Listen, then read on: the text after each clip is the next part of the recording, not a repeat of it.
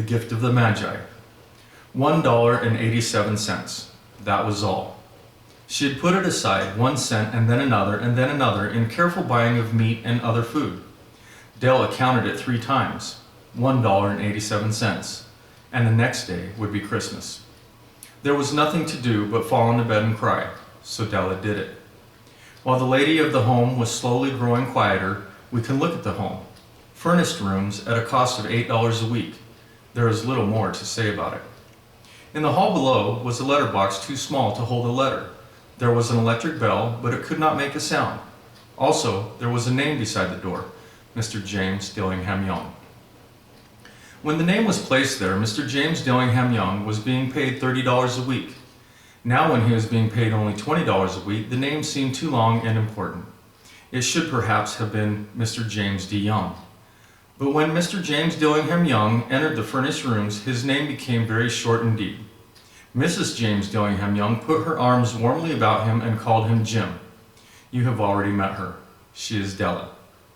Della finished her crying and cleaned the marks off of it from her face. She stood by the window and looked out with no interest. Tomorrow would be Christmas Day, and she only had $1.87 with which to buy Jim a gift. She had put aside as much as she could for months, with this result. $20 a week is not much. Everything had cost more than she had expected. It always happened like that. Only $1.87 to buy a gift for Jim, her Jim. She had had many happy hours planning something nice for him, something nearly good enough, something almost worth the honor of belonging to Jim. There was a looking glass between the windows of the room. Perhaps you have seen the kind of looking glass that is placed in $8 furnished rooms. It was very narrow. A person could see only a little of himself at a time. However, if he was very thin and moved very quickly, he might be able to get a good view of himself. Della, being quite thin, had mastered this art. Suddenly she turned from the window and stood before the glass. Her eyes were shining brightly, but her face had lost its color. Quickly she pulled down her hair and let it fall to its complete length. The James Dillingham Youngs were very proud of 2 things which they owned. One thing was Jim's gold watch. It had once belonged to his father, and long ago it had belonged to his father's father. The other thing was Della's hair. If a queen had lived in the rooms near theirs, Della would have washed and dried her hair where the queen could see it. Della knew her hair was more beautiful than any queen's jewels and gifts. If a king had lived in the same house with all his riches, Jim would have looked at his watch every time they met. Jim knew that no king had anything so valuable. So now Della's beautiful hair fell about her, shining like a falling stream of brown water. It reached below her knee. It almost made itself into a dress for her. And then she put it up on her head again, nervous and quickly. Once she stopped for a moment and stood still while a tear or 2 ran down her face. She put on her old brown coat. She put on her old brown hat. With the bright light still in her eyes, she moved quickly out the door and down to the street. Where she stopped, the sign said, Miss Sofroni, hair articles of all kinds. Up to the 2nd floor Della ran and stopped to get her breath. Mrs. Sofroni, large, too white, cold-eyed, looked at her. Why, will you buy my hair? Asked Della. I buy hair, said Mrs. Sofroni. Take your hat off and let me take a look at it. Down fell the brown waterfall. $20, said Miss Sofroni, lifting the hair to feel its weight. Give it to me quick, said Della. Oh, and the next 2 hours seemed to fly. She was going from one shop to another to find a gift for Jim. She found it at last. It surely had been made for Jim and no one else. There was no other like it in any of the shops, and she had looked in every shop in the city. It was a gold watch chain, very simply made. Its value was in its rich and pure material. Because it was so plain and simple, you knew that it was very valuable. All good things are like this. It was good enough for the watch. As soon as she saw it, she knew that Jim must have it. It was like him, quietness and value. Jim and the chain both had quietness and value. She paid $20 for it, and she hurried home with the chain and 87 cents.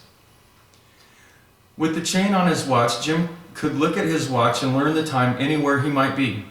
Though the watch was so fine, it had never had a fine chain. He sometimes looked at it when no one else could see him do it. When Della arrived home, her mind quieted a little. She began to think more reasonably. She started to try to cover the sad marks of what she had done. Love and large-hearted giving, when added together, can leave deep marks.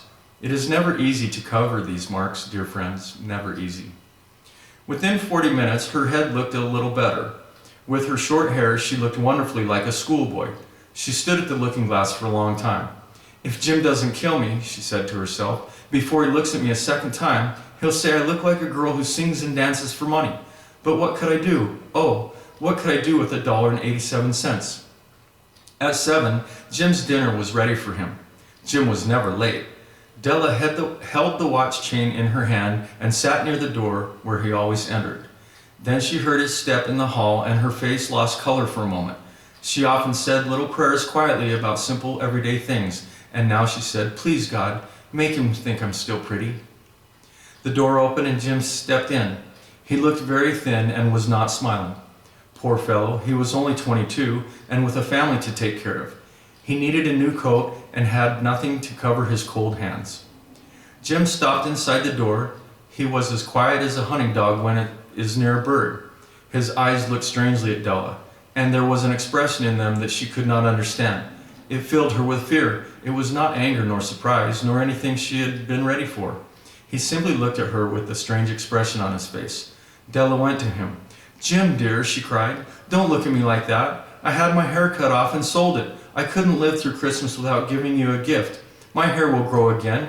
You won't care, will you? My hair grows very fast. It's Christmas, Jim. Let's be happy. You don't know what a beautiful, nice gift I got for you." "You've cut off your hair?" asked Jim slowly.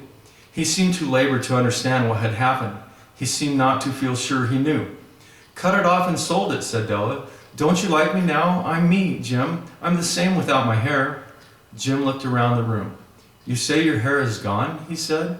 "You don't have to look for it," said Della. "It's sold, I tell you, sold and gone too. It's the night before Christmas, boy. Be good to me because I sold it for you.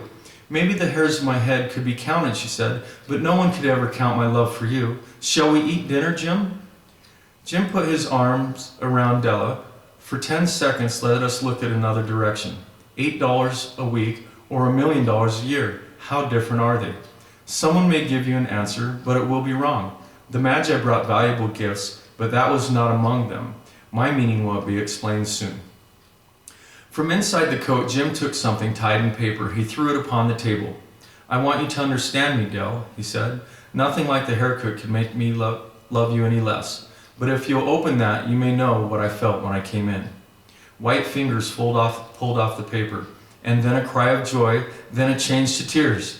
For there lay the combs that Della had seen in the shop window and loved for a long time. Beautiful combs with jewels, perfect for her beautiful hair. She had known they cost too much for her to buy them.